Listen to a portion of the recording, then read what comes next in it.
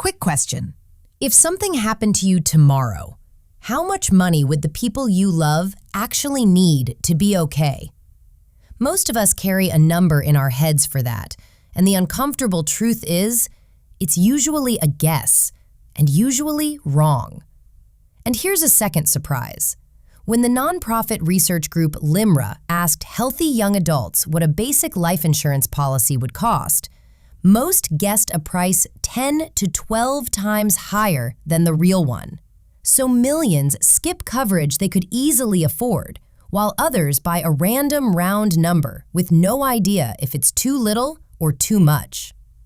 Let's fix both problems and find the number that's actually right for you. Welcome back to MoneyWise Academy, where we turn confusing money topics into simple, practical lessons you can actually use. By the end, you'll know 2 simple ways to calculate how much life insurance you actually need, the mistakes that lead families underprotected or overpaying, and a clear plan you can run this week. So let's start at the very beginning. In simple words, life insurance is a deal between you and an insurance company. You pay them a small amount on a schedule, and that payment is called the premium. In return, if you pass away while your policy is active, they pay a large lump sum of money to the people you choose. That payout is called the death benefit, and the people who receive it are your beneficiaries. In the United States, that money is generally paid out tax-free. Think of it like this. Life insurance isn't really for you. It's a financial stand-in for everything you provide, so the people who depend on you don't fall off a cliff the moment your income disappears. Which means the real question, how much do I need, is just another way of asking, how big a hole would my absence leave? And that's exactly why a one-size-fits-all answer doesn't work. If nobody relies on your income, you might need very little. But the moment other people are counting on you, a partner, young kids, aging parents, even a friend who co-signed a loan, the stakes change completely. Buy too little, and your family is left with your bills and without your paycheck at the worst possible moment. Buy too much, and you overpay month after month for coverage nobody needs. The goal isn't the biggest number or the smallest, it's the right-sized number. Okay, so how do we find it? Let's build from the simplest method to a smarter one. The quickest rule of thumb you'll hear is to take your yearly income and multiply it by 10 to 12. Earn $50,000 a year, and that's roughly $500,000 to $600,000 of coverage. It's fast and a fine starting point. But notice what it ignores: your debts, your mortgage, your kids, and the money you've already saved. It treats someone with a paid-off house and no children exactly like someone with a big mortgage and 3 kids. So let's do better. The method a lot of financial planners use is called DIME. That's just an easy way to remember 4 things to add up: debt, income, mortgage, and education. Let's walk through each one slowly. D is for debt plus your final expenses. Add up what you owe outside your mortgage, things like car loans, credit cards, or student loans that wouldn't be wiped out automatically. Then add the cost of saying goodbye. As of 2026, the National Funeral Directors Association puts the median cost of a funeral with a viewing and burial at about $8,300. And that doesn't even include a cemetery plot. So that's real money you don't want your family scrambling to find. I is for income, and this is usually the biggest piece by far. The idea is to replace your paycheck for the years your family would still need it. So you take your annual income and multiply it by the number of years you want to cover. How many years? A simple way to think about it: enough time for your youngest child to grow up or for your partner to get back on their feet. Replacing $60,000 a year for 15 years, for example, is $900,000 all by itself. M is for mortgage. Add whatever is left on your home loan. Paying that off means your family can stay in the home without that monthly payment hanging over them.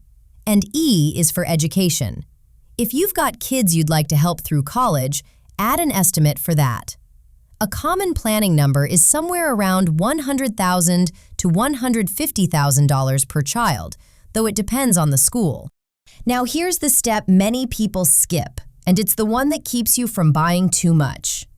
Once you've added up your DIME total, subtract what you already have, your savings, any investments you could tap, and any life insurance you already own, including coverage through your job.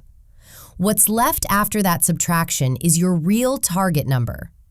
Let me make that concrete. Meet Maria.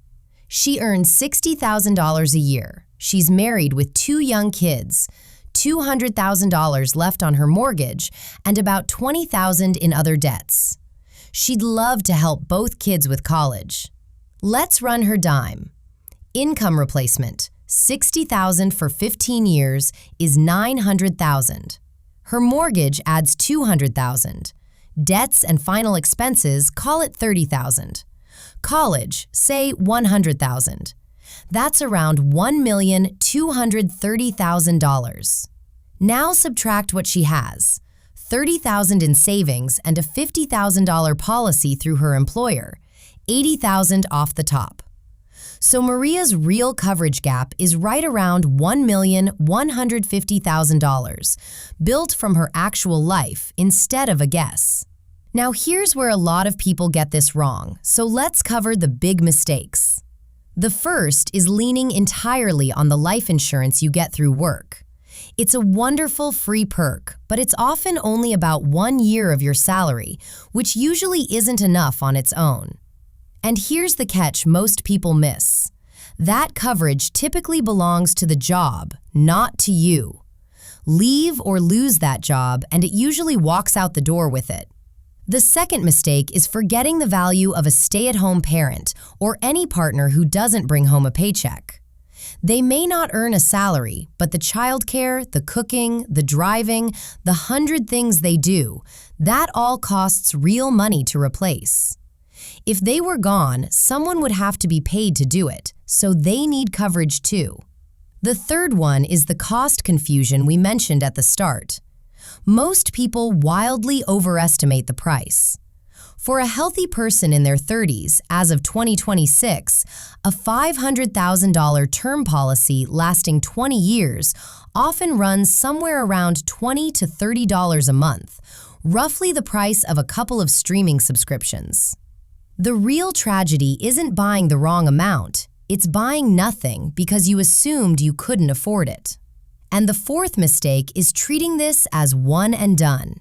Your life changes. You have a kid, buy a house, get a raise, get divorced, and your coverage should be revisited when your life does, not set once and forgotten. So what can you do this week? Step 1.